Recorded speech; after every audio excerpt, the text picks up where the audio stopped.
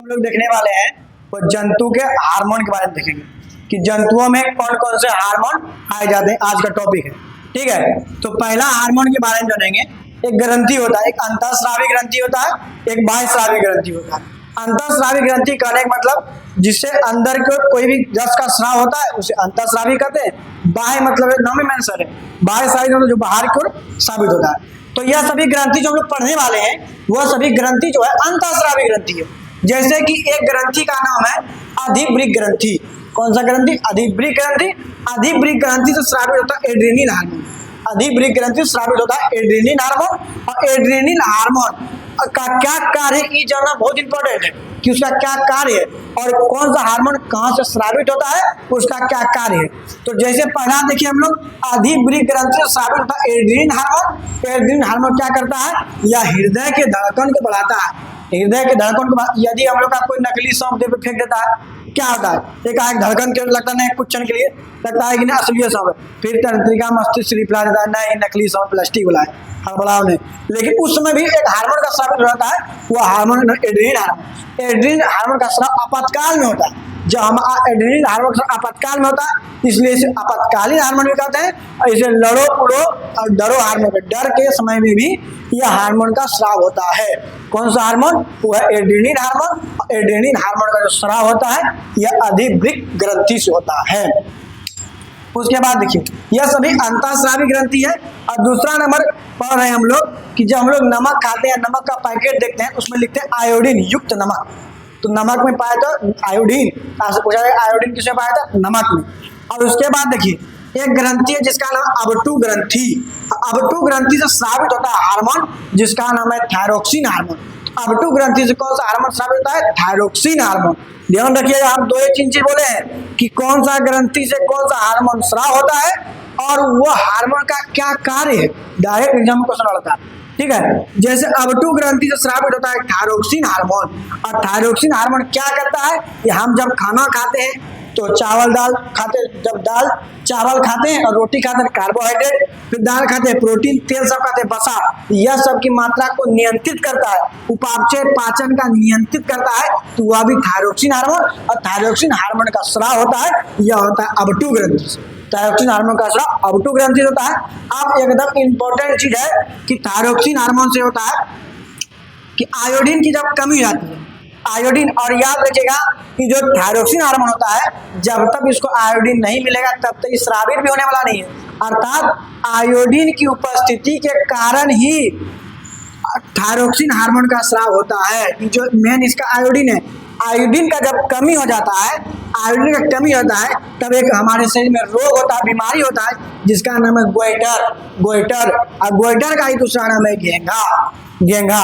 और यह जो था बीमारी का मेन लक्षण है कि गला एकदम फूल जाता है, कंठ एकदम पूरा त्रिकोणांतर निकल जाता है। तो ये दो हार्मोन अभी तक हम लोग देख चुके। पहला नंबर अधिवृक्क ग्रंथि से स्रावित होता है एड्रेनल हार्मोन, आपातकालीन हार्मोन कहते हैं। दूसरा देख लिया हम लोग अबटू ग्रंथि से स्रावित होता है थायरोक्सिन हार्मोन। और थायरोक्सिन हार्मोन को स्रावित होने के लिए उसमें उस आयोडीन की आवश्यकता होती है। आयोडीन की कमी से एक रोग होता है जिसका नाम है गोइटर रोग या फिर घेंघा रोग। इसका लक्षण है कि गला का कंठ का फूल जाना। अगला हार्मोन की देखेंगे पीयूष ग्रंथि से स्रावित होता है वृद्धि हार्मोन। तो पीयूष ग्रंथि एक प्रकार का वृद्धि हार्मोन से स्रावित होता है। तो सीम के बीज के आकार का होता है और मस्तिष्क में पाया जाता है। और यह इसको हम लोग मस्टर्ड ग्रंथि भी कहते हैं। डायरेक्ट आपको क्वेश्चन पूछेगा मस्टर्ड ग्रंथि किसको कहते हैं? पीयूष ग्रंथि को। अब पीयूष ग्रंथि का दूसरा नाम पिट्यूटरी ग्रंथि। तो पिट्यूटरी ग्रंथि स्रावित, पिट्यूटरी ग्रंथि बोले, पीयूष ग्रंथि बोले या मस्टर्ड ग्रंथि बोले, यह सभी वृद्धि हार्मोन है। जिस प्रकार हम लोग पेड़ पौधों में वृद्धि हार्मोन किसको देखे थे? जिबरेलिन को। और कोशिका विभाजन के लिए साइटोकाइनिन, और लंबाई वृद्धि के लिए ऑक्सीन, फल पकाने के लिए एथिलीन, और कृत्रिम रूप से फल पकाने के लिए एसिटिलीन। और उसके बाद हम लोग देखे थे वृद्धि रोधक हार्मोन एब्सिसिक एसिड। तो उसी प्रकार जंतुओं में देख रहे हैं वृद्धि के लिए तो खट मारिएगा आंसर पीयूष ग्रंथि स्रावित होता है। उसके बाद देखिए अगर यह बात 10 से 12 वर्ष के अवस्था में हार्मोन स्रावित नहीं होगा, कम मात्रा में स्रावित होगा तो होगा बौनापन। अधिक मात्रा में स्रावित ढेर लंबा हो जाएगा, अधिक मात्रा में स्रावित तो अधिक लंबा हो जाएगा। और याद रखिए जो इंपॉर्टेंट आगे हम लोग जनन चैप्टर में पढ़ेंगे इसको, प्रजनन या जनन में, कि नर में भी एक हार्मोन पाया जाता है जिसका नाम है टेस्टोस्टेरोन, जो विल्सन से स्रावित होता है। तो टेस्टोस्टेरोन एक प्रकार का नर हार्मोन है। नर कहने का अर्थ है पुरुष, पुरुष बोले या लड़का बोले, ठीक है, उसका टेस्टोस्टेरोन। अब मादा को हम लोग बायोलॉजी भाषा में लड़की बोलते हैं। उसके बाद देखिए एस्ट्रोजन, एस्ट्रोजन जो एक प्रकार का मादा हार्मोन है। एस्ट्रोजन का स्रावित अंडाशय में होता है, एस्ट्रोजन का स्रावित अंडाशय से होता है। याद रखिएगा शुक्राणु का जो उत्पादन कौन सा हार्मोन करता है, टेस्टोस्टेरोन। टेस्टोस्टेरोन हार्मोन है जो शुक्राणु को उत्पादन करता है, अर्थात शुक्राणु फैक्ट्री टेस्टोस्टेरोन।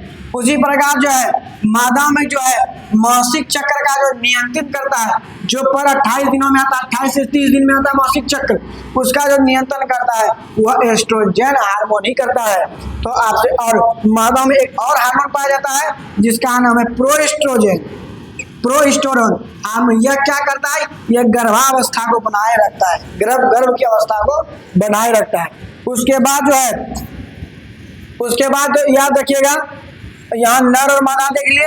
उसके बाद मधुमेह देखिएगा, मधुमेह से पहले आप ही देख लिए इंसुलिन एक हार्मोन हमारे शरीर में पाया जाता है। इंसुलिन हार्मोन जो अग्नाशय स्रावित होता है, इंसुलिन हार्मोन का स्राव अग्नाशय से होता है। तो अग्नाशय होता है, यह क्या करता है, शर्करा अर्थात चीनी या मीठा, चीनी की मात्रा को होता है कम बनाए रखता है, अधिक रखता है, अर्थात यह नियंत्रित रखता है, ठीक है। अगर जो है शर्करा की मात्रा अधिक हो जाती है हमारे शरीर में तो बीमारी होता है मधुमेह। इसके उपचार के लिए डॉक्टर इंसुलिन का इंजेक्शन लगाता है। और हमारे भारत देश में सर्वाधिक बीमारी से ग्रसित व्यक्ति लोग इंसुलिन क्या कहते हैं, मधुमेह से ग्रसित है। अब मधुमेह के उपचार के लिए डॉक्टर इंसुलिन की इंजेक्शन देता है और चीनी या शर्करा कम खाने की सलाह देता है। उसके बाद हम लोग देखेंगे, उसके बाद इन शर्करा की मात्रा को कम करता है, मात्रा को अधिक करता है। उसके बाद दूध का निर्माण जो होता है मादा में, जब शिशु होता है, शिशु होने के बाद क्या होता है, दूध आता है, स्तन ग्रंथि से दूध आता है, तो यह ऑक्सीटोसिन हार्मोन होता है, दूध का स्राव ऑक्सीटोसिन हार्मोन से होता है। उसके बाद शुक्राणु देख लिए, मासिक चक्र देख लिए, प्रोस्टेरोन देख लिए। आप देखिए पिनिया